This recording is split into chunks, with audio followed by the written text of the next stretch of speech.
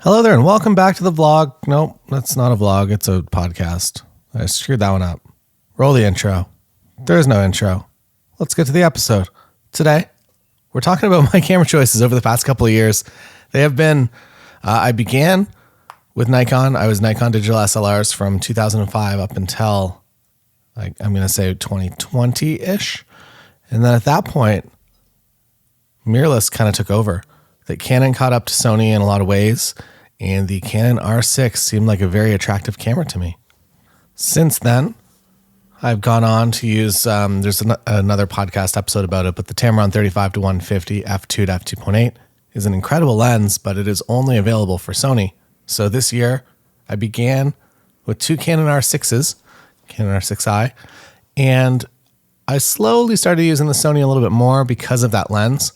And somebody joked on the YouTube channel a couple of weeks ago, and they said that people aren't moving to Sony, they're switching to Tamron. And I would say that is the way that my season went. That lens is really, really good. And there's a number of videos of it up on the channel if you want to check it out at a wedding day. But it really is kind of that. It's I would never recommend the traditional super zoom, like the 18 to 300. Like, you're not really going to get great quality images. And also they get very dark at the middle and end of that lens. But the Tamron 35-150 really did make my wedding season a lot easier. It's heavy, so you get muscles, and then you get to go weightlifting at the beach and impress all your friends. So there's another benefit, I suppose, if you're into benefits like that. Sony A7 IV is what I'm currently using, or what I ended my season on. What I suspect my season will be next year, barring the release of a Sony A9 III that I know nothing about. I've just seen what's on Sony rumors right now. And if that camera comes out, I will probably transition to it, because the A9 series is kind of the one pushing towards wedding photographers. But as of right now, I would say the Sony A7R5 is the one that I'm going to be using as a main camera over the winter. I'm going to actually, a video went up today about this.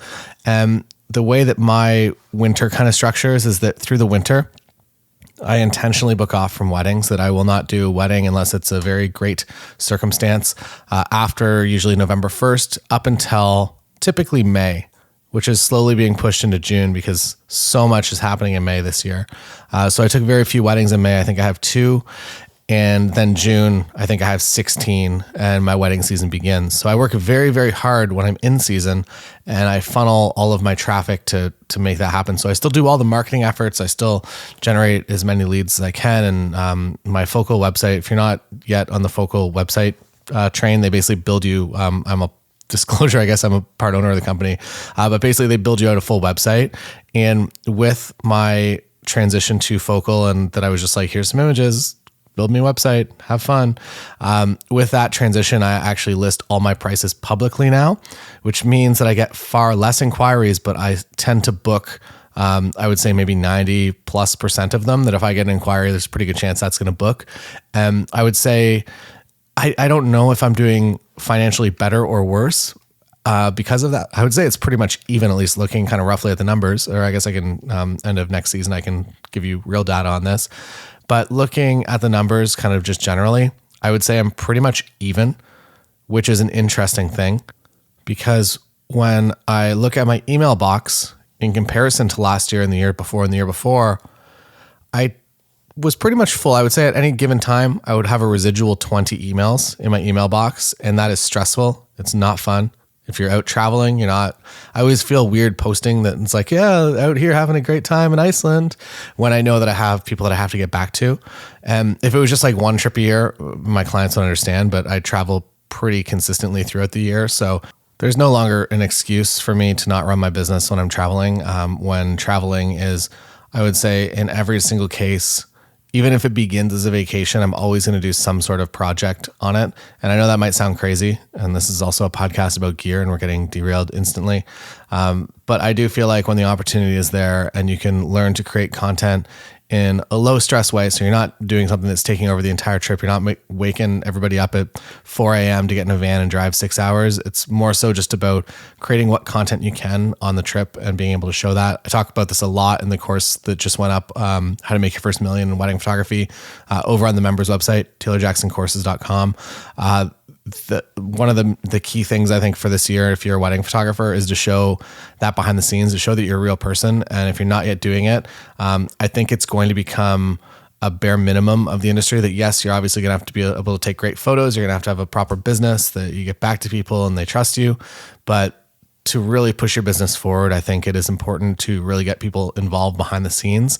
It helps them understand that you're a real person and hopefully get connected to you in a much quicker way, which is going to lead to a quicker sale for you.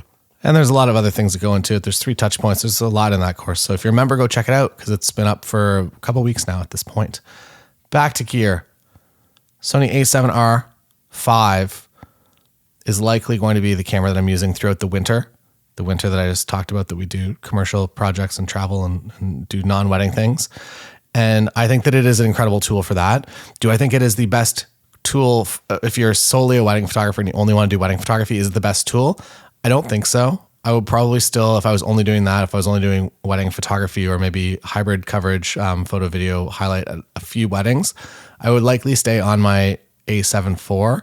However, I do a lot of things that require just a little bit more technology, and it does make my life a little bit easier. The screen has been updated in the A7R5. That's very, very nice, and I can see a little bit more of what I'm doing, whereas I feel like I struggle from time to time on the A7 IV. I can always work around it. You can turn the LCD on to bright sunny mode, but I do feel like there are advantages to the A7R5 for me and my specific case. I'm not telling you to go out and buy one, but if you do a lot of commercial production as well as weddings, it might be a nice tool for you.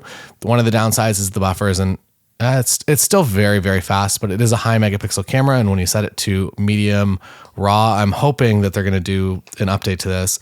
So basically what happens is it's is it 61 megapixels or something ridiculous? I did a review. I should know this. It's 50, 60 megapixel camera, way too much for weddings. You can set it to medium lossless compressed, which is great in theory, but unfortunately it doesn't really save you that much data. That if you're shooting the full megapixels in straight compressed, you're going to get pretty much, not the exact same number. You're going to maybe get on a 256 gig card, you're maybe going to get another 1,000 images if you go down to medium raw, which is a bit of a bummer because it is lossless compressed, which is a larger file than just a regular compressed. So that's a bit of a bummer for me. And I would prefer this to be in that 33 megapixel body of the Sony a7 IV. But I don't get to have all my wishes yet, and we'll have to wait and see for the Sony a9 III if that comes out, and I'm hoping that it does at some point. For lenses, I already spoke about the Tamron 35-150, which I would consider to be my main lens for sure, and 100% ceremony lens. Absolutely best ceremony lens I've ever used in my life. Beyond that, I use the 51 too, the Sony, a little bit, and I very much enjoy it. I don't use the 35-1.4 as much as I should.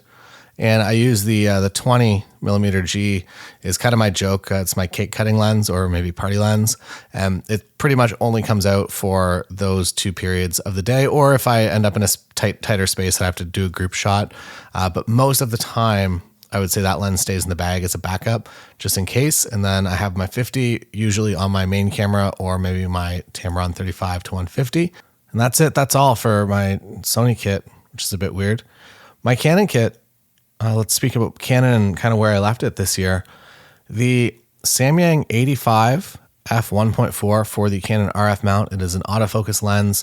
It is a bit of a contraband lens at this point because Canon has very openly started to sue third-party manufacturers and keep them out of their mount, at least for the time being. Nikon is obviously developing lenses with Tamron. The 28-35 or 28-75 rather is pretty much an identical, at least in interior, to the Tamron 28-75. It's just kind of recased, and then they've now opened up. I guess there's a Tamron lens that is appearing for Nikon Z series, and I'm from Canada, so my brain will just say Z for a long time, unfortunately. But it seems like they're open. The other interesting thing, I don't know if you know this or not, but Sony owns, I think, like 10 or 15% of Tamron, which is interesting that they're licensing to, I guess the other interesting thing is with Sony is that they're likely supplying most other cameras with their sensors. If you have an iPhone, probably all three of those cameras, or two cameras, depending on what phone you have. All of those sensors are Sony sensors, more than likely. I don't know if there's an official statement. The last ones were Sony sensors for sure. So they own a weird, tiny piece of everything that's going on. So when you buy a Tamron lens to shoot on your, I don't know, your Canon DSLR, Sony's still making money. You buy an iPhone, Sony's still making money. So they're making money from everywhere. If you go see that Spider-Man movie, they're making money there too.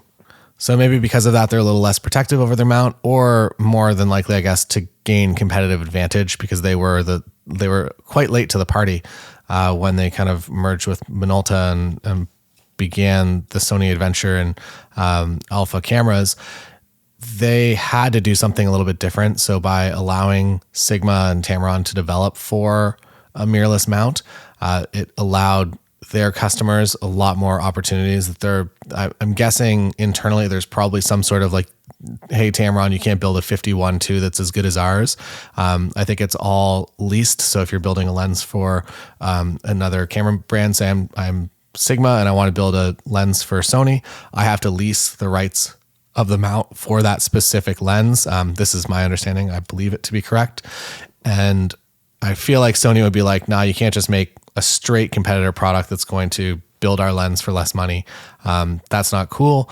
But hey, Tamron, if you want to build a 20 to 30 f2.8, 20 to 40, whatever it is, and see if there's a market for it, you go ahead. And I don't know, I kind of like that. With Canon, going back to Canon here, the struggle for me is that my favorite Canon RF lens is made by Samyang. It's the 85 1.4. And there have been a number of weird issues that have kind of happened with that lens, that Canon released a firmware update that killed the lens's functionality, that it would read f0, it wouldn't work. And then they quickly patched it and allowed it to work. So I'm just kind of, I don't know, nervous about staying in the ecosystem when my favorite lens is something that probably isn't going to work nearly as well as one of the native Canon RF lenses over time. The 85 f1.2, the L version that Canon makes, amazing lens, so heavy, gave me an actual repetitive stress injury because of its. I think it's just maybe the way that the elements are stacked in there. It's just a bit weird for my wrist, and I don't know. It was an actual problem. The 50 is also great, but also very heavy. I like the 85 1.4, and I wish more companies would make 1.4 lenses, because I feel like for us as wedding professionals, it's kind of the best lens for us. It's a good balance between, I don't need an f1.2 lens really ever, but I like a little more shallow depth of field than maybe an f1.8 lens. And there are definitely instances that in candlelit dinners and sometimes ceremonies, that having a 1.4 is a lot nicer to have than even a 1.8 or especially a 2.8 lens. So my Canon kit over this summer was the Canon R3, typically with the 85 Samyang on it, and then my second camera body, which was a Canon R6 with the 35 f1.8.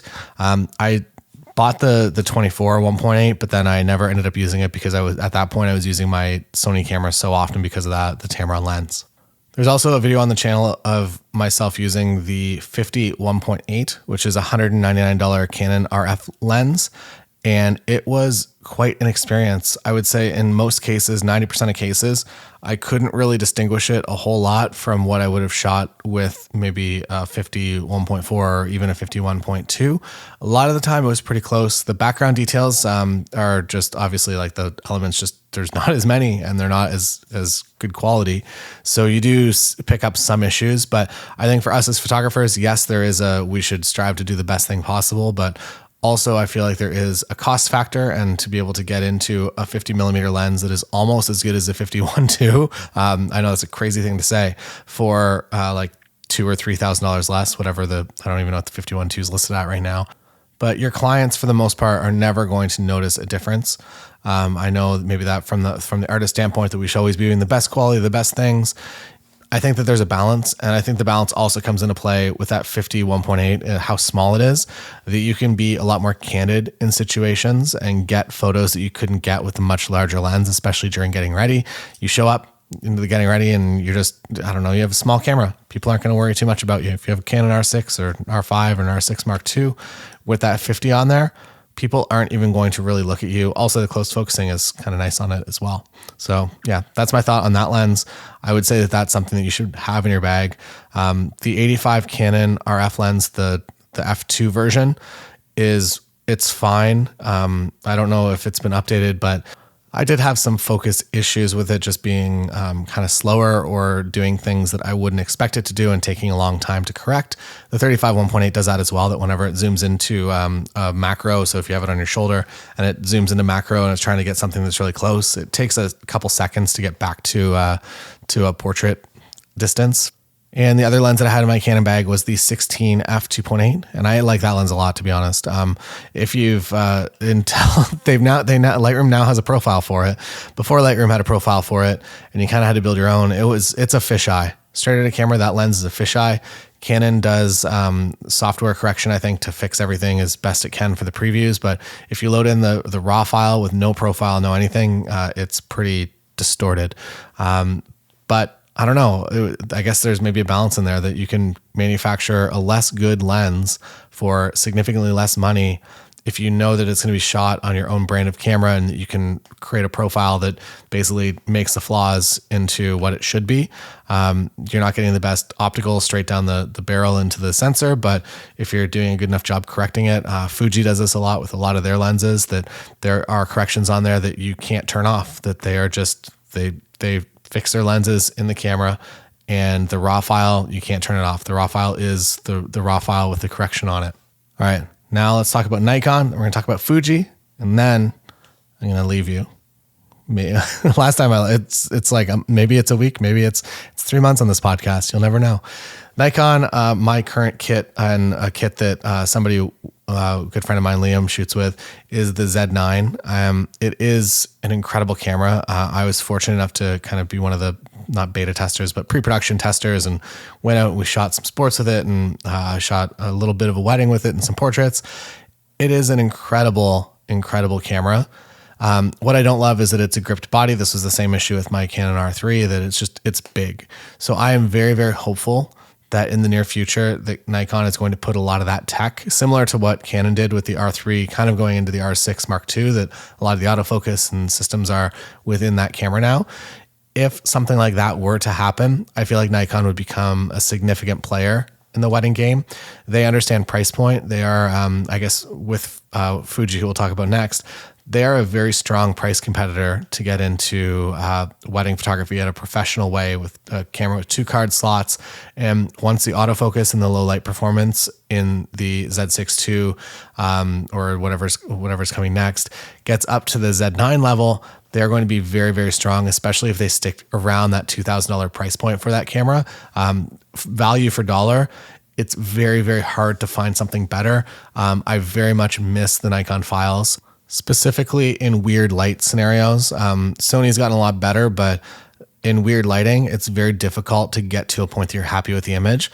With Nikon, I don't know what it is, but the way that mixed lighting scenarios and wedding photography, you're in mixed lighting all the time, the way that it makes mixed lighting just feel nice all the time is really, really incredible. So I would be very happy to go back to shooting Nikon cameras for some wedding days, especially if something like the Tamron 35-150 ended up being ported over to the Nikon Z series, because that would be very, very attractive. The lenses that I was using when I was shooting with Nikon for a very brief period of time in mirrorless, we did a lot of travel and commercial content with them. For my actual wedding work, I didn't do a whole lot of weddings with their cameras. I loved the 35mm f1.8. That was one of my favorite lenses. The 51.2 is also very beautiful, but it's very, very heavy. And in a lot of situations, I would pretty much prefer the 51.8 in terms of size, in terms of weight, in terms of money.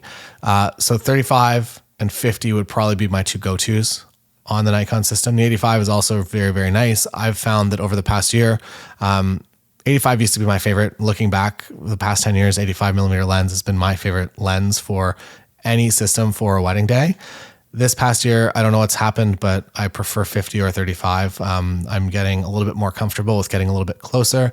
That's been a huge mental block for me, that I'm very kind of introverted and shy as well. So I'm not the person that's going to like run up to a group of people and snap that photo.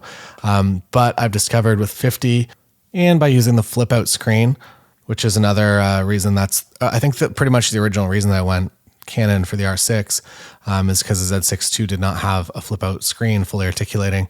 But with that screen and looking at the screen, I feel like I can work with a 50 a lot better. And the benefit of using a 35 or 50 millimeter lens, this is for any system, is that you feel like you're part of the scene a lot more. If you're using a 7200, you're very disconnected. Everything feels very much, I don't know, that you can feel that compression, the telephoto compression. When you're shooting with a 35, you feel like you're in the scene. Shooting with a 24, you're very much in the scene. With a 20, everyone is very distorted and they will hate the images or love them, depending on which way the distortion goes. But I would say 35 or 50 is kind of my favorite balance of that. And 50 I'm the most comfortable with. Flip out screen, I can get a lot of candids with it. There's a video up on the channel of me shooting with the Sony 50 and kind of how I go about that with a shorter lens rather than a 70-200, which is usually what I would do the candid section of the day on. The Nikon 70-200 is also an incredible piece of technology. The super wide, the 2.8, I forget what it is now, 12 to 24, maybe 14 to 24. That is also an incredible piece of kit. I don't find that I need a super wide angle lens in my wedding bag. I do find that I need one when I'm out traveling and doing travel and landscape work. And I loved using their pretty much all of their lenses. I don't know, all the 1.8s are of professional quality. I'd be happy to use them at a wedding day. The rendering, the way that the images come together, very, very happy. 35 to 50 are my two favorites for it. And I would also probably have the 20 as well, or maybe the 24. So you can kind of choose whether you're going 20 and maybe 50, or maybe a 24 and a 50, or 24, 85, 35, 85. Typically I like to shoot 2 primes. But that said, Nikon has the best 24 to 70 f2.8 for any camera brand. The way the images come together, again, on the files, everything, it just works very, very well. It is the 124 to 70 that I would be happy to shoot a full wedding day on, that I wouldn't feel like I was sacrificing something to use that lens. The images are very, very nice. So if you're looking for a very easy, very quick, but also very expensive wedding kit, Nikon Z9 and 24 to 70 f2.8, and you're there. But also have backups of things as well. Now moving into Fuji. Fuji has made significant strides over this past year. We took the X H2S that we nicknamed the Hatus, because H2S is kind of challenging to say, or maybe not anymore, but it seemed hard to say when we were first saying it. And then they came out with the H2, which is the high megapixel version of that camera. I don't know, for weddings, I wouldn't necessarily recommend. I would say maybe if you're going to be using 2 cameras, maybe you do an H2 and an H2S, or you can go with the XT5 that just came out a couple of weeks ago as well. But there have been huge advancements in Fujifilm autofocus over this past year. They've really stepped it up. And if you're interested more about Fuji, I'm sure you've already found him, but John Branch on YouTube is a Fuji X ambassador, which makes him sound like he's no longer an ambassador, but he is a Fujifilm X ambassador. And he's a good dude. He's a friend. And go check out his stuff if you want to learn about Fujifilm cameras on YouTube, because he is the place to go for that. All right. See you next time. If you have any questions, maybe hop over to YouTube and put them in whatever the current video is. Find a video that is somewhat related to your question. I do see all the comments, so I will respond to it if I can.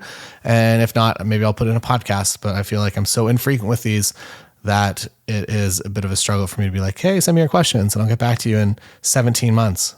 I'll try to do them more. See you next time, whenever that is.